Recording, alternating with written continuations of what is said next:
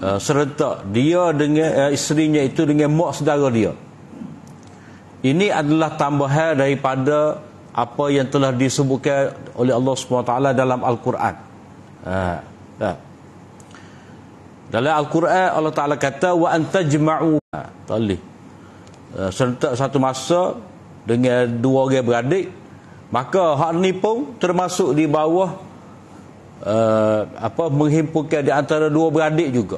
Ini pula menambah, mana dia ada satu kaedah di sini dia panggil tambahan. Nabi SAW menambahkan hukum yang sedia ada kerana mengukuhkan lagi makna yang terkandung dalam ayat. Macam kata tidak boleh kamu menghimpunkan serentak dua beradik ni dalam satu perkahwinan, itu adalah kerana dia punya cemburu, dia punya perbalahan tu lebih kuat akan berlaku antara madu tu. Jadi ini juga akan berlaku di antara mak saudara dengan anak saudara. Jadi Nabi SAW melarang. Jadi kalau merujuk pada Quran tu, dia pada ayat dia tu hurimat alaikum ummahatukum wa banatukum wa ammatukum wa khalatukum. Dan seterusnya lah. Diharamkan kepada kamu berkahwin dengan ibu kamu, dengan ibu kamu, anak kamu, dan seterusnya. Lalu Allah Ta'ala sebut wa antajma'u bainal ukhtain, dan tidak boleh kamu menggabungkan antara dua beradik.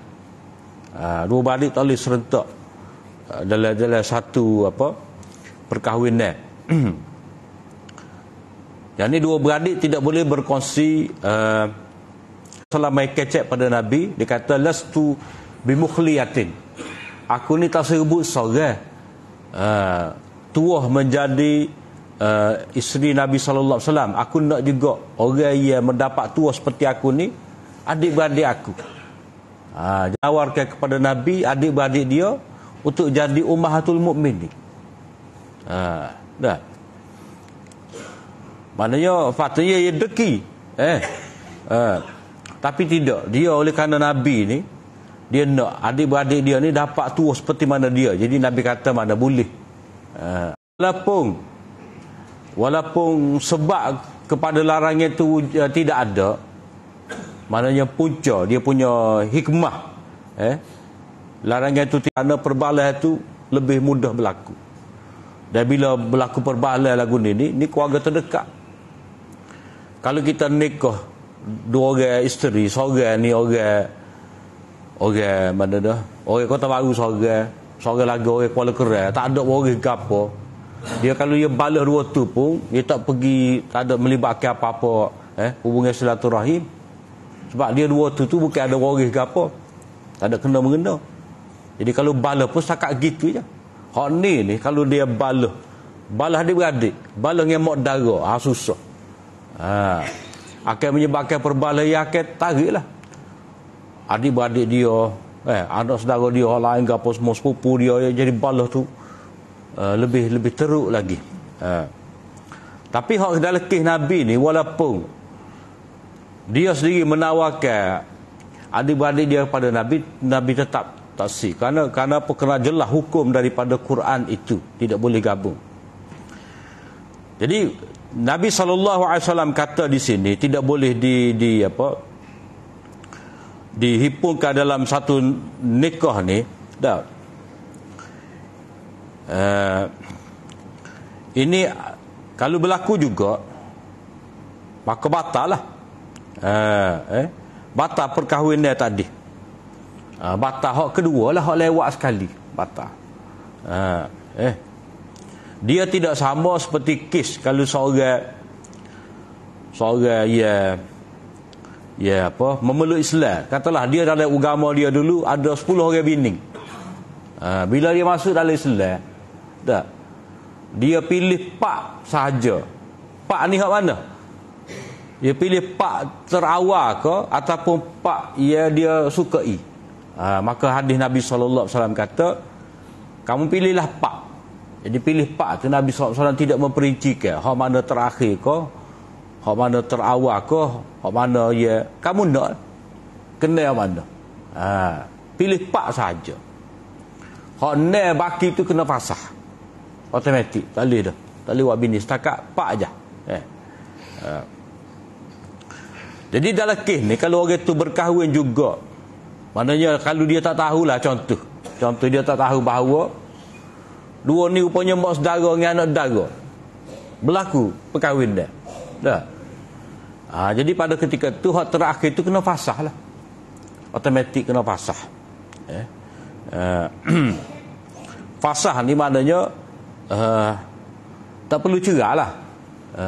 Terbatas. Tapi kalau lepas daripada bini kita mati, dah, kita nak nikah dengan mak dara dia, tak apa. Dah. Dengan mak dara dia ataupun anak saudara dia lah. Dia kes gini, bini kita ni ada anak saudara, kita tak boleh nikah juga. Bini kita ada mak dara pun tak boleh nikah juga. Sebab Nabi kata antara bainal mar'ati wa khalatiha ataupun bainal mar'ati wa ammatiha. Mak saudara dengan mak dara dengan anak dara lah hubungan dua tu. Jadi sama ada kita, bini kita ni ada anak saudara, tak boleh juga nikah. Bini kita ni ada mak dara pun tak boleh nikah juga. Bini kita dengan anak saudara dia satu sudut. Bini kita dengan mak dara dia itu sudut yang lain, tapi tetap tak boleh juga. Tak kira siapa mak dara, siapa anak dara. Sebab kalau tengok alih ni, hak ni anak saudara pada hak ni, tengok alih ni pula ni saudara alih mak dara hak ni. Supaya nombor dengan nombor milah lah. Kita tak boleh nak balah. Alih kita ni memang nombor nil. Alih dia tidak nombor nil, dalam nombor 9. Nombor apa? Tu kata nil pening 9. Maknanya ni cara kita pandai tu. Cara kita pandai. Jadi di sini tidak boleh menghimpunkan serentak antara mak saudara dengan anak saudara. Kalau jadi kalau kita pergi ambil pula, itu dia macam hukum berkenaan dengan dua beradik lah. Dua beradik. Sementara. Haram sementara ni selama isteri kita tu jadi isteri kita, haramlah kita nikah dengan adik-beradik dia. Adik dia. Tak apa, orang panggil saling tikah. Orang panggil saling tikah, tak apa. Kalau setengah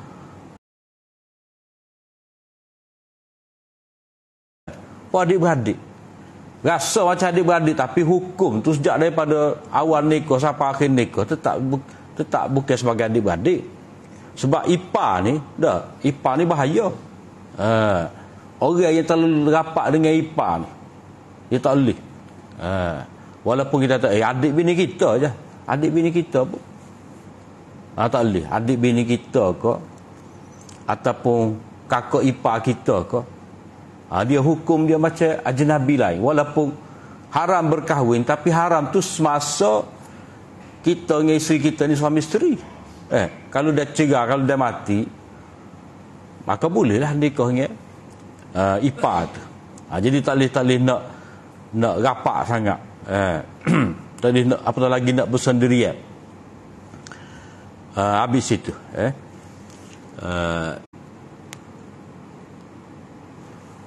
Bab yang seterusnya, babu tahrimi nikahil muhrim wa karahati khutbatiha. Ini bab haram berkahwinnya orang yang berihram, dan larangan meminang. Dia meminang.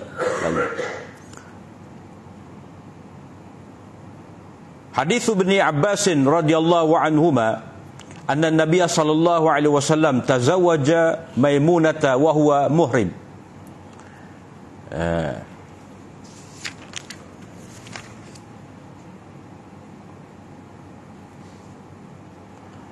Hadis Ibnu Abbas bahawa Nabi sallallahu alaihi wasallam berkahwin dengan Maimunah hal keadaan Nabi berihram.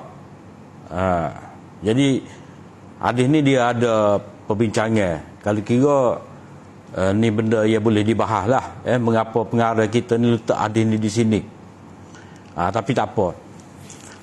Terlebih dahulu kita perlu ulai balik lah. Mungkin setengah daripada kita memang maklum dah. Itu istilah muhrim dengan mahram. Mahram ni macam mahram bagi seorang lelaki, mak dia, adik-beradik dia, tua dia, tu mahram dia tu. Anak saudara dia, itu mahram dia. Jadi hal tu kita tak kecek sinilah. Kita bahas di sini perkahwinan orang yang berihram.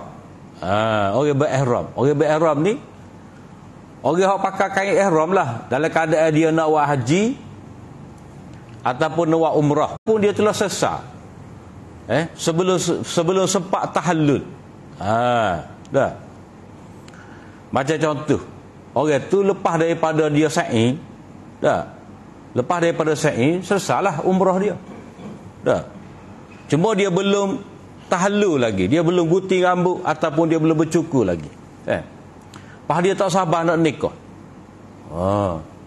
Sebab nak nikah kau nak pergi Mina kau, sebab hidup badi bebu ni. Takut dah kau lain, biar dah ke dia dulu. Jadi dia kata aku sesat dah. Sa'i ke apa semua ni boleh. Bapa perempuan tu. Jadi orang yang berihram dia tidak boleh berkahwin dan juga tidak boleh haji ni. Bila orang tu pakai ihram, dia pakai pakaian yang paling ringkas sekali. Kalau lelaki tidak berjahit. Dah. Maknanya dia wallah lah.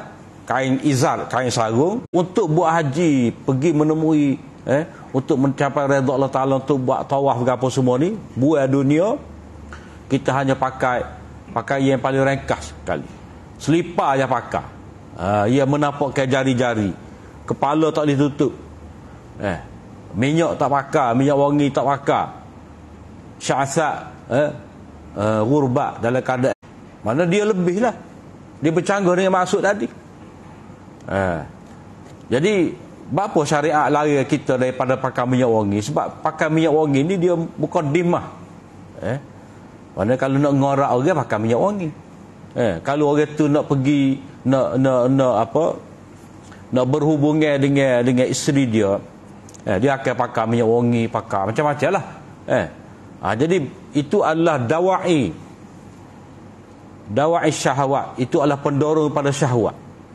Hak ni nikah tu sendiri, mana nikah tu maksudnya persetubuhan tu lah. Maka sebab itulah orang yang berihram tak boleh tak umrah. Cuma hadis ni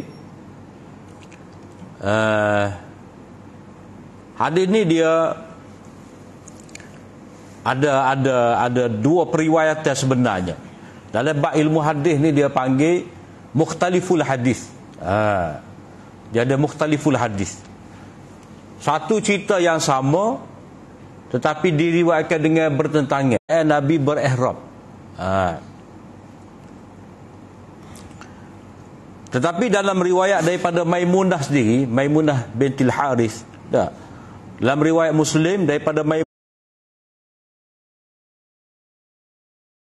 Nabi tu, orang yang sama, mana Nabi dengan Maimunah, diriwayatkan oleh Ibnu Abbas. Ibnu Abbas dengan Maimunah ni anak saudara, mak saudara. Ibnu Abbas kata Nabi berkahwin dengan Maimunah, Nabi dalam keadaan berihram.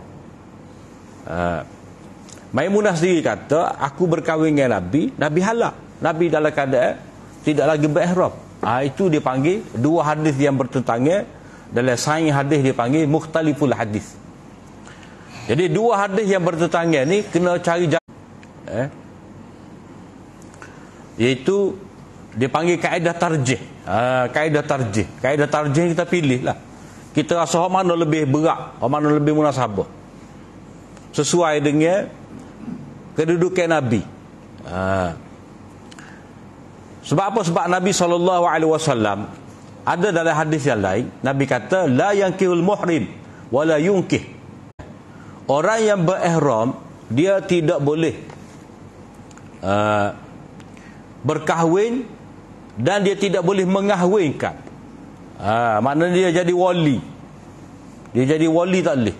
Macam dia kata, aku nikahkan dikau dengan anak aku ataupun adik perempuan aku. Dia kata pada seorang lelaki. Bukan dia berkahwin tapi dia jadi wali. Tak boleh. Sama ada dia wali kepada anak dia ataupun adik-beradik dia, ataupun dia jadi wali kepada dia sebagai governor ataupun dia sebagai hakim, qadi, mufti ke, dia nak nikahkan mana-mana perempuan lah yang tidak ada wali. Kalau kita panggil wali hakim tu, wali hakim tu lah macam cerita Mufti Perak, Mufti Perlis menikahkan Sabri Yunus tu panggil wali hakim. Mana penguasa besar dia mu'allaf kan. Sebab dia nak jadi wali dia, hakim lah jadi wali dia. Jadi orang yang nak berkahwin, syarat dia kena dalam keadaan halal, tidak berihram. Begitu juga orang yang nak mengahwinkan, dua-dua tu kena dalam keadaan tidak berihram. Jadi Nabi sendiri melarang. Jadi bila Nabi sendiri melarang, maka dipilihlah dua hadis ni. Hadis Maimunah kata Nabi halal dengan hadis Ibnu Abbas.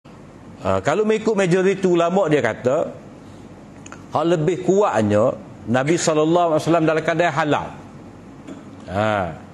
Nabi dalam keadaan halal,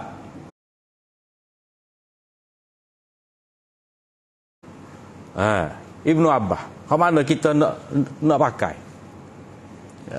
Jadi dia panggil sahibul qissah. Tarjih tarjih hadisi sahibil qissah. Kita tarjih tu punya cerita. Jadi siapa dia yang berkahwin? Maimunah kata lagu mana? Nabi dalam keadaan halal. Jadi kita pakai hak Maimunah lah. Nabi dalam keadaan halal. Kerana Maimunah tu yang punya cerita. Itu lebih kuat. Jadi wajah tarjihnya, dia panggil kaedah tarjihnya, kita utamakan hadis tu yang punya cerita. Itu yang pertama. Yang kedua, kita tarjih ataupun kita pilih sesuai dengan sokongan, berdasar kepada hadis-hadis yang lain. Hadis-hadis yang lain ni, hadis Uthman, kita baca tadi, la yankihul muhrim wala yunkih. Orang yang berihram tidak boleh berkahwin dan tidak boleh mengahwinkan, tidak boleh menjadi wali. Itu hadis Muslim. Jadi hadis Uthman ni dia selarah dengan hadis Maimunah. Jadi tak kira lah Nabi larang, dia sendiri buat.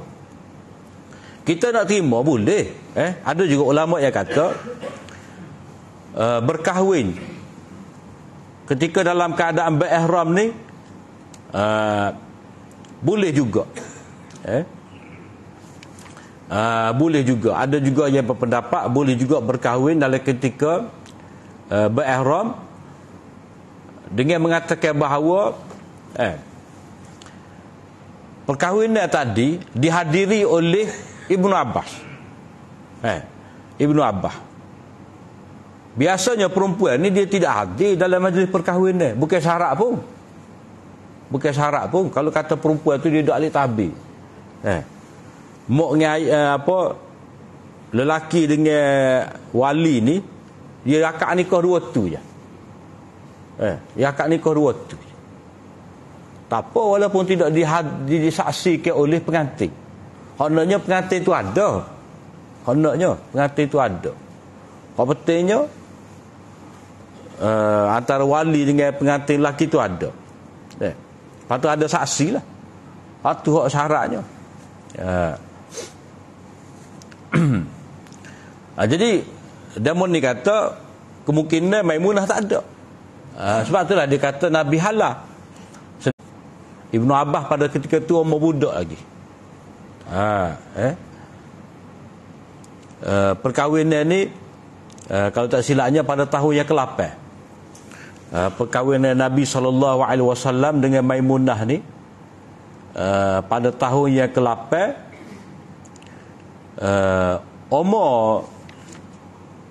Umur Ibnu Abbas pada waktu tu lebih kurang berapa tahun? Lebih kurang dalam 10 tahun gitulah.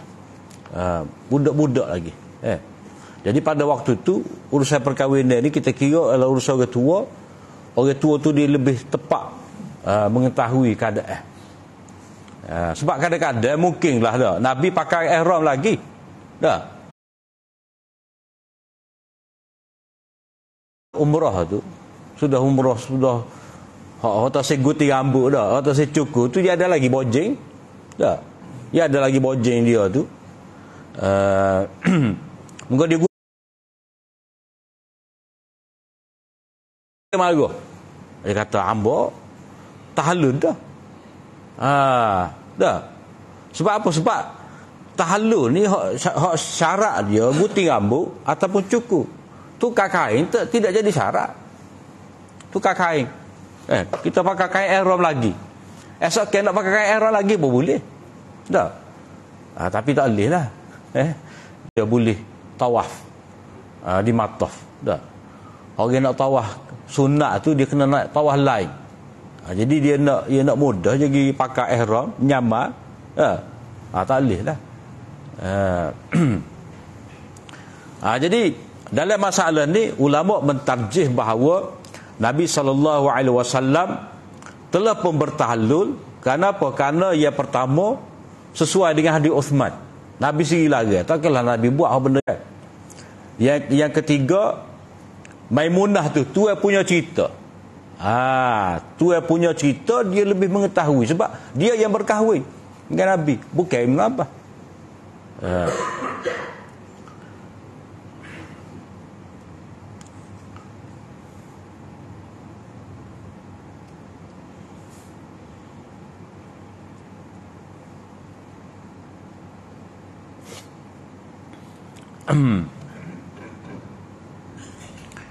Begitu juga ia meriwayatkan daripada Nabi SAW. Ia meriwayatkan bahawa Nabi ni berkahwin dengan Maimunah dalam keadaan Nabi tu sudah tahallul. Itu juga diriwayatkan oleh Abu Rafi'. Diriwayatkan oleh Abu Rafi'. Abu Rafi' ni siapa dia? Maula Nabi SAW. Maula Nabi ni mana hanya hamba bebasan Nabi lah. Seperti mana dalam riwayat Tirmizi. Jadi Abu Rafi' ni maula kepada Nabi, hamba bebasan Nabi. Dialah yang menjadi perantaraan antara Nabi dengan Maimunah. Maka dia lebih mengetahui lah. Yang keempat, kita tidak terima riwayat Ibnu Abbas ini kerana Ibnu Abbas pada ketika itu jadi kanak-kanak ni dia mungkin tidak dapat mengetahui dengan tepat apa yang berlaku dalam peristiwa tadi kerana umur dia tu.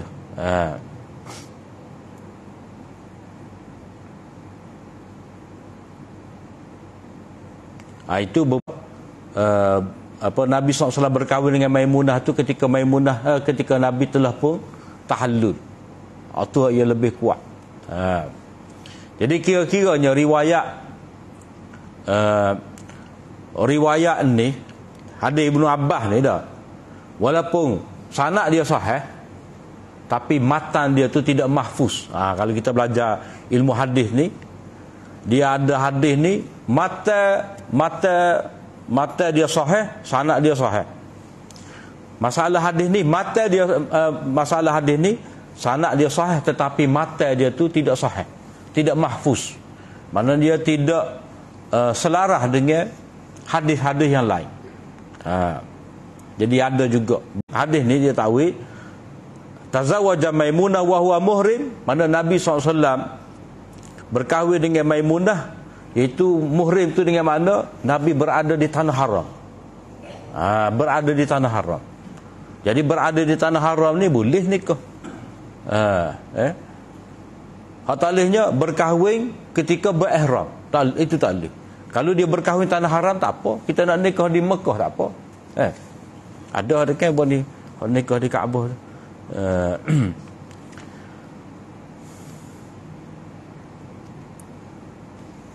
Hikmah larangan daripada berkahwin ketika berihram ni kerana ia jauh daripada mencari akhirat. Mana tak sesuai lah dengan keadaan kita bereram tu, nak dekat dengan Allah SWT, dah nak tinggalkan syahwat dunia, tiba-tiba kita berkahwin. Sedangkan perkahwin inilah syurga dunia yang paling paling istimewa sekali.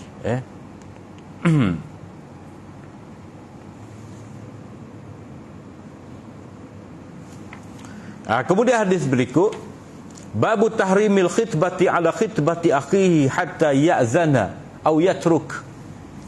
Ini bab haram memindah atas pinangan sehinggalah dia diberi keizinan ataupun dia meninggalkan ataupun tak jadi, tak sah.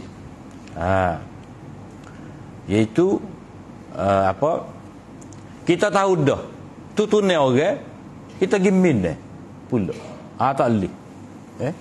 Walaupun kita kata sekadar tunai, sebab tunai ni dikira janji. Jadi kita tidak boleh pindah atas pindangan orang lain.